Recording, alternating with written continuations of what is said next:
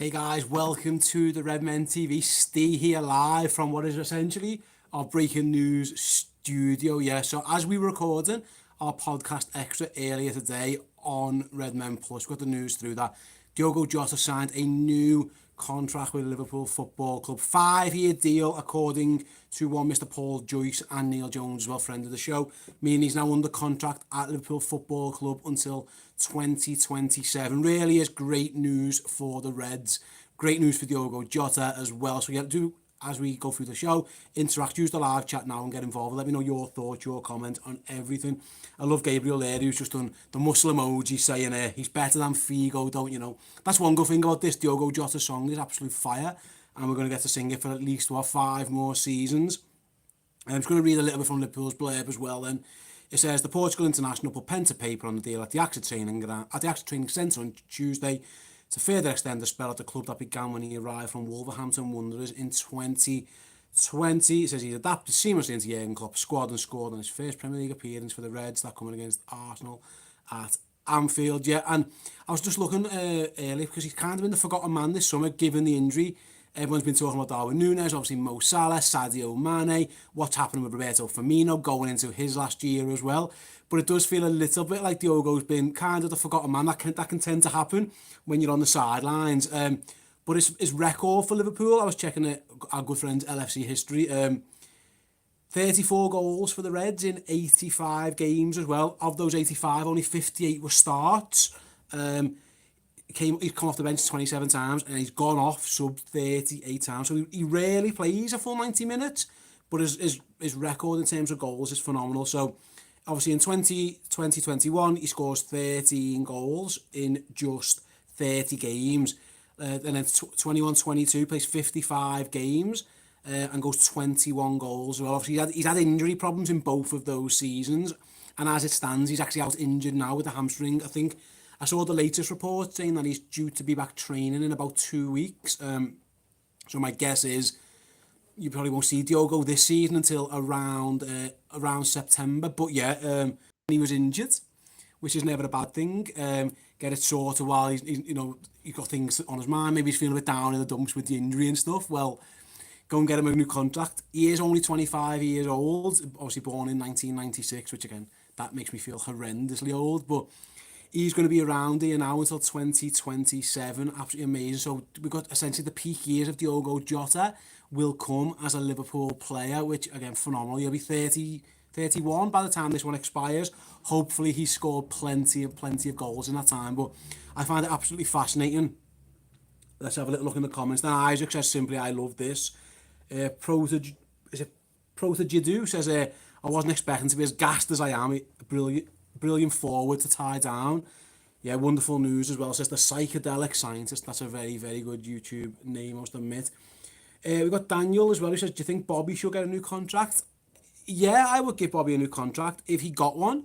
I wouldn't be shocked about it. I think it sounds like he wants to stay at Liverpool. Obviously, Roberto Firmino is into his last season already. You know, this is his last contract this season at Anfield. So yeah, I'm with you. I would definitely give him a new one. But I think getting Jota done was the priority, really. Like I say, 25 years old. We've seen already the type of impact that he can have at Liverpool. His issue has been just staying on the pitch. Now, I'll be honest, the first season when he got injured, he just got a kick, and that can happen. I think it happened in that Champions League game when Jurgen picked him in Denmark. That can kind of just happen. At the end of last the season just gone, I actually thought he was one of our better players up until around the semi-final of the Carabao Cup. He gets his brace in that game, and then after that, yeah, it kind of the injuries and the fitness things. Then he rushed back. It just didn't end the season very well, Diogo. But he started both seasons like a house on fire. The difference this season, of course, is that he's actually injured for the start of this season. So I'd be shocked if we saw him before September, given that he's only going to start training, we think, in 2 weeks' time. That might mean by come the end of the year, he might be in better nick. Who knows? Obviously, he's got the Portuguese national team involvement at the World Cup as well, so he isn't going to get that break over winter. But what he is going to get is a slightly delayed start to the season. And then he'll go away for the World Cup. After that, when he's fit, he'll come back and he'll have to end the season. So the onus is still on him to keep himself fit for an entire year. He hasn't quite managed to do that yet, but like I say, there are a lot of back in training. The latest reports on the training stuff are he'll be back. He'll start training in 2 weeks. So you'd imagine, given he hasn't had much of a pre-season, Liverpool are going to want to get some minutes into his legs on the training pitch. So that's why my guess is he's not going to play until probably September. But we'll all find that out together, really. Feel free, get involved in the chat there. Yeah, like Tony says there, anywhere than what year the contract ends yet. It is 2027, so it's essentially just an extension to his deal. He originally signed from Wolves in 2020. He's only played 2 years of that contract, and obviously Liverpool and Jurgen Klopp have seen enough to go, actually no. And we saw them do this with Mo Salah. We've seen them do this with a few players. It might be that they still had 2 or 3 years left on their original deal, but Liverpool just want to extend it, get it done, get it sorted. They know he's an integral part of the team, so why wouldn't you go and get it sorted straight away? What else have we got here? Yeah, someone mentioned about Mo Salah in the competition. In the live chat there. Mo Salah is obviously the main man, and his contract is done for a couple more seasons as well. So we'll see how Darwin Núñez fits into this one. But we've got Núñez, we've got Salah, and we've got Jota tied down out a pretty long-term deal. So it could be that becomes Liverpool's new front three. Further down the line, you could easily see Jota out from the left, Mo Salah on the right, and Darwin Núñez down the middle. You've also got to factor in Fabio Carvalho and Harvey Elliott. We'll see where we're at, again, with the Roberto Firmino stuff, as and when that happens, if he stays, if he goes. But Liverpool are very much future-proofing themselves here. And like Lonan says, it's nice to know he won't be in a position like Mo was. Yeah, exactly. And that was Liverpool's prerogative, really. I don't think you ever want a player going into his final year if you are desperate to keep them and you are completely, there's no doubt about them, you want them to stay. You want that deal done. They managed just about to get that done with Mo Salah. He was about to start the new season, and we saw the circus that became. Now, Liverpool obviously believe in Jota. They didn't want anything to get in the way. They didn't want anyone gazumping them or whatever, so they've just sorted it out. So yeah, I think it's a really, really good deal. Daniel then says, now you think everyone is secured, you think we need another midfielder. I personally think Liverpool should sign another midfielder, but yet they haven't done that. And then Mike Brown says, Steve, you forgot about Diaz. I did forget about Luis Diaz. What an idiot I am. He's going to be around for a long, long time as well. So yeah, Luis Diaz, Jota, Núñez, Salah isn't a bad place to start with, is it? Absolutely. And then we'll build out from there with, like I say, the Elliots and the Carvalhos, and listen, Liverpool could sign numerous players. I think these things happen between now and whenever 2027 eventually rocks around. But again, this is one of those deals where, and they did this with Joe Gomez too, is that I wouldn't think at right this moment in time, neither Joe Gomez or Diogo Jota are what you would say are nailed on first team starters. Liverpool have got a few of those, so Alisson and Trent and Van Dijk and Robbo, Fabinho, maybe Thiago, definitely Mo Salah are like you nailed on first team. But Jota is same as Joe Gomez, depth. You can't have a great squad if you've only got a great 11. You need to have your backup players and your rotational players, and they are both fine players. They are both really good players, but Liverpool have tied them down, and that is how you keep your depth.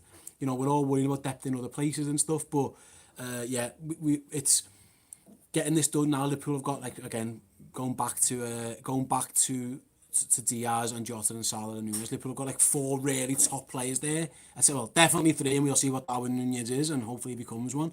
Tied down now for a couple more years as well. So I think it's absolutely fantastic news. It's just another example of Liverpool being smart and getting things done.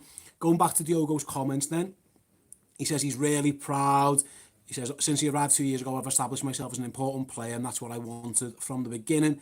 Now signing a new long-term deal, it's obviously from the club's perspective, proof of the belief in myself as a player. And for me, obviously, it's really good to establish that I'll be here for a while.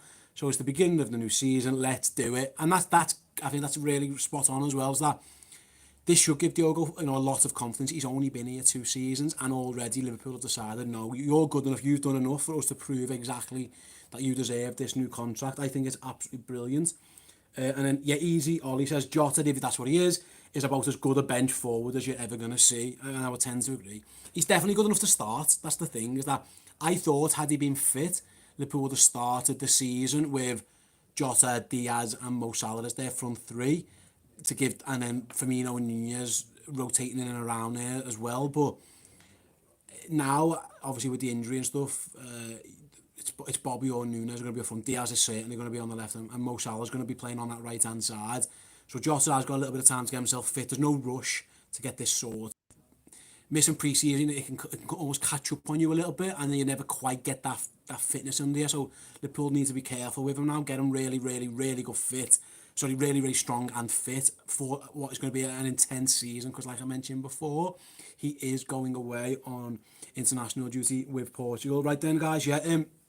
What I'm going to do now, very, very shortly, going to get the man, the myth, the legend, the one Mr. Chris Ajax to join me. We'll record on different Ajax to join me. We'll record on different reacts, and I'll get Chris's thoughts. That'll be out on Redmen Plus later this afternoon. So yeah, if you want even more reaction to the Jota new contract signing, like I say, check out Redmen Plus. I'll be speaking to Chris, getting his thoughts, comments and views as well as some of our club legends who use the Discord chat, their thoughts on Jota and what this all means. Yeah, so redmenplus.com, check it out. From as little as £5 a month, you get all the extra content, including the new Redmen React show that we are about to film. Just got Alex's message saying steer your scaring goes in that thumbnail.